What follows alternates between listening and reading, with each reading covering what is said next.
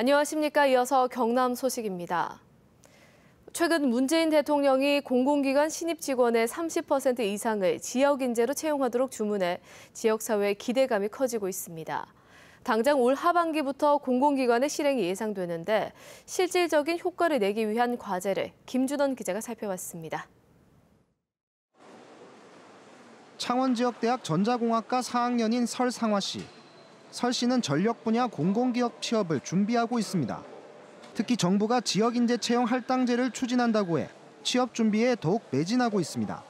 지원율이 세지면서 또 자연스럽게 시험도 어려워지고 아무래도 조금 더 취업의 문이 더 넓어진 것 같아서 긍정적인. 그러나 최근 3년 경남의 혁신도시 공공기관 지역인재 채용률은 11%, 정부 권고 기준인 35%에 3분의 1에도 못 미칩니다. 공공기관들은 역차별 논란 등 형평성 때문에 서류 전형 등 전형 과정 일부에만 가산점을 적용하고 있습니다. 서류 전에 들어간 경우가 있었습니다. 한 5에서 10% 정도가 들어갔었는데요. 시험 공익에서 좀 떨어질 확률이 있죠. 결국 전형 전반에서 수도권 지원자와 경쟁해야 해 지역 할당에 의미가 없는 셈입니다. 때문에 해마다 일정 비율 이상 지역 인재 채용을 늘리지 않을 경우 공공기관 기관장에게 페널티를 주는 등의 실효성 있는 대책이 필요하다는 지적입니다. 또 대학에서부터 지역 공공기관이 필요한 능력을 갖추도록 교육하는 등 개인 역량을 높이는 것이 필요합니다. 학력의 차이 없이 다 이렇게 뭔가 누구나 소화할 수 있을 만한 내용이 아니라 NCS 관련된 프로그램을 개설을 하고 운영을 하고 있고요. 중간중간에 특강 같은 것도 진행. 지역 인재 채용이 지역 균형 발전으로 이어질 수 있도록 제도적 보완이 시급합니다. KBS 뉴스 김준원입니다. 반려동물 천만 시대. 직접 키우지 않더라도 일상에서 반려동물을 쉽게 접할 수 있을 정도인데요. 이렇다 보니 반려견에 물리는 사고나 분쟁도 잇따르고 있어 반려견 주인뿐만 아니라 일반인의 주의도 필요합니다. 차주화 기자의 보도입니다. 56살 임모 씨는 손가락을 크게 다쳐 일주일 넘게 치료받고 있습니다. 지난 13일 이웃집에서 키우는 개에게 다가가다 손가락을 물린 겁니다. 이웃과 임 씨가 책임을 놓고 벌인 실랑이는 폭행 사건으로까지 번졌습니다. 물린 지가 일주일 정도 됐는데 지금도 욱신욱신하면서 아리고 사람이 죽거나 개가 죽거나 그래 이제 멱살로 잡고 그래 했지. 지난 14일 서울에서는 집에서 기르던 맹견이 행인들을 덮치기도 했습니다. 이처럼 반려견 물림 사고는 지난 2011년 245건에서 2015년 1,488건, 지난해 1,019건에 달했습니다. 이렇다 보니 물림 사고를 놓고 다툼도 잇따릅니다. 반려견 주인의 관리 소홀이 가장 큰 이유이지만 행인이 갑자기 다가오는 경우도 있어 잘잘못을 가리기 쉽지 않습니다. 무서워서 도망가는데 달려들어서 만져보려고 하는 경우. 그런데 이제 그럴 경우는 상당히 위험하거든요. 만져도 돼요? 아니면 얘는 어떤가요? 이런 식으로 접근하는 게 좋다고 생각해요. 때문에 주인은 목줄을 채우는 등 안전장구를 하고 행인도 위협이 될 행동은 삼가는 등 서로 안전에 주의해야 합니다. 안전장치를 다 했다고 했을 때는 설사 지나가는 사람이 물렸더라도 어떤 책임을 묻기는 상당히 어렵고 그러나 지나가는 사람을 공격할 경우에는 형사적인 책임도 지고 민사 책임도 지고. 또 반려견에 물릴 경우 세균 감염 위험이 높아지므로 즉시 병원을 찾아 치료받는 등의 사후 조치도 필요합니다. KBS 뉴스 차주화입니다.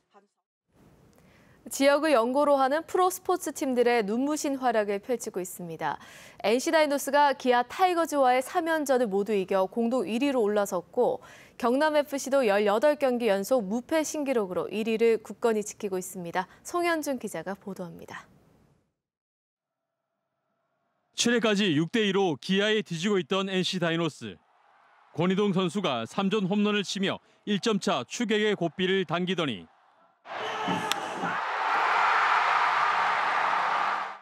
8회 말 나성범 선수가 극적인 말로 홈런을 쏘아 올립니다.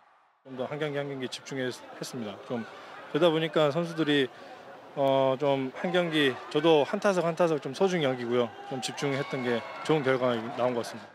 NC 다이노스가 기아와의 마산 3연전을 모두 승리하면서 올 시즌 처음으로 1위에 올랐습니다.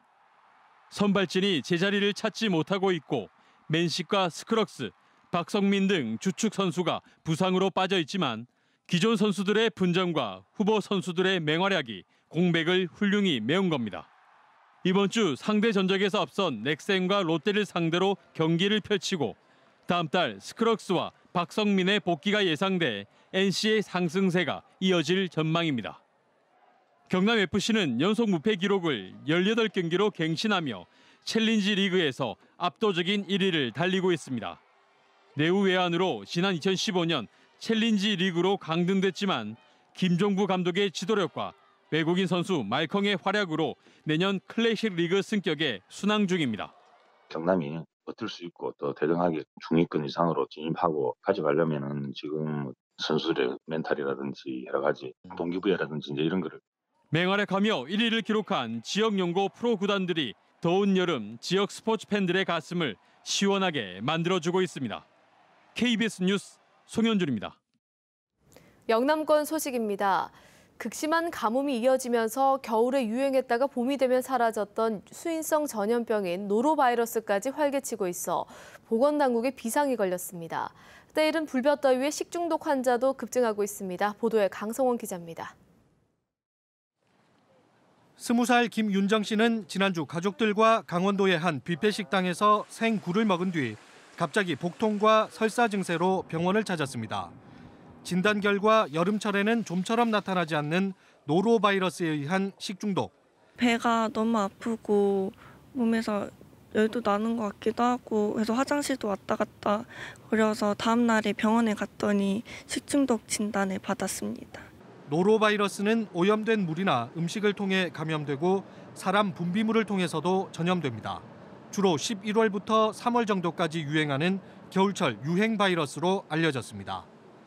실제 지난해에는 4월 이후 노로바이러스 감염자는 단 한 명도 없지만 올해 들어서는 4월 이후에도 무려 43명이 감염되는 등 급증하고 있습니다. 보건당국은 극심한 가뭄으로 수량이 부족해지고 수질 오염 가능성이 커져 노로바이러스 감염이 늘고 있는 것으로 보고 있습니다. 고여 있는 물 자체의 오염도가 높아졌을 거라고 생각을 하거든요. 그 오염도는 바이러스도 상대적으로 많이 오염되어 있을 거고. 노로바이러스를 포함해 올해 상반기 전체 식중독 환자 수도 540명으로 지난해 같은 기간 133명보다 4배 이상 늘었습니다. 보건당국은 손을 잘 씻고 음식물을 익혀 먹는 등 식중독 예방 수칙을 잘 지킬 것을 당부했습니다. KBS 뉴스 강성원입니다.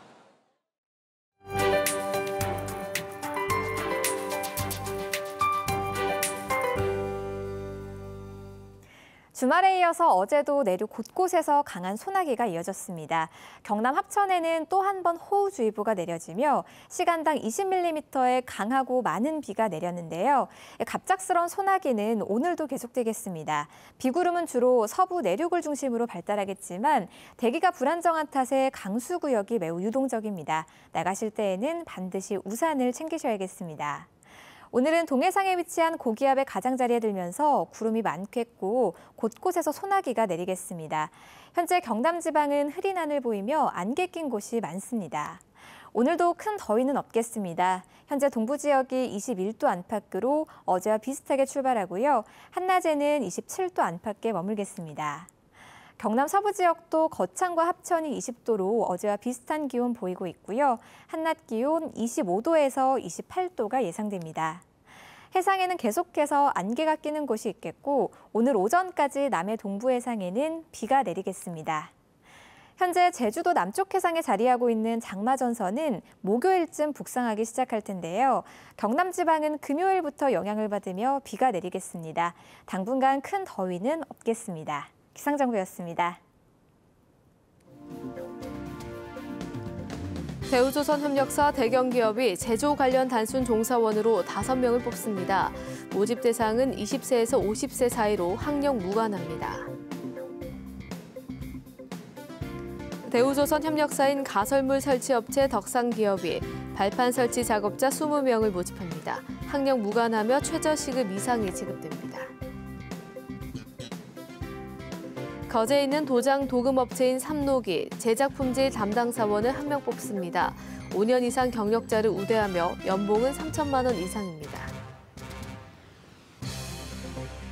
대우조선협력사 거상기업이 연삭기를 쓰는 사상공으로 3명을 뽑습니다. 학력 무관하며 시급 6,500원 이상이 지급됩니다. 대우조선협력사 선박부품품 제조업체 배진기업이 취부사 3명을 모집합니다. 학력 무관하며 최저시급 이상이 지급됩니다. 군인권센터는 어제 이한열 기념관에서 기자회견을 열고 39사단 문병호 사단장이 개인적인 일을 공관병에게 시키고 여러 차례 폭언과 폭행을 했다고 주장했습니다. 또 공관병이 전역한 뒤 부당한 처우에 대해 민원을 제기했지만 육군본부가 당사자와 진술이 다르다는 이유로 문 사단장에게 구두 경고하는 데 그쳤다고 비판했습니다. 이에 대해 육군본부는 문 사단장에 대해 엄중 경고했고 추가로 제기된 사항은 철저히 조사하겠다고 밝혔습니다. 창원 물생명시민연대가 구산해양관광단지 개발 취소를 창원시에 요구했습니다. 시민연대는 어제 창원시청에서 기자회견을 열고 환경수도라는 창원시의 방향과 달리 구산관광단지는 골프장 건설 중심으로 해안 산책로와 산림을 훼손하고 수산자원을 황폐화시킨다고 주장했습니다. 경남도 수산자원연구소와 대형 기선 저인망 수협, 해산종묘협회가 어제 통영 산양읍에서 치어 방류 행사를 열었습니다. 어제 행사에서는 감성돔과 참돔, 말쥐치 등 어린 고기 59만 마리가 바다로 보내졌습니다. 수산자원연구소는 다음 달 20일까지 산양읍, 오비도 주변 등 15개 해역에서 방류를 이어갈 계획입니다. KBS 뉴스를 마칩니다. 고맙습니다.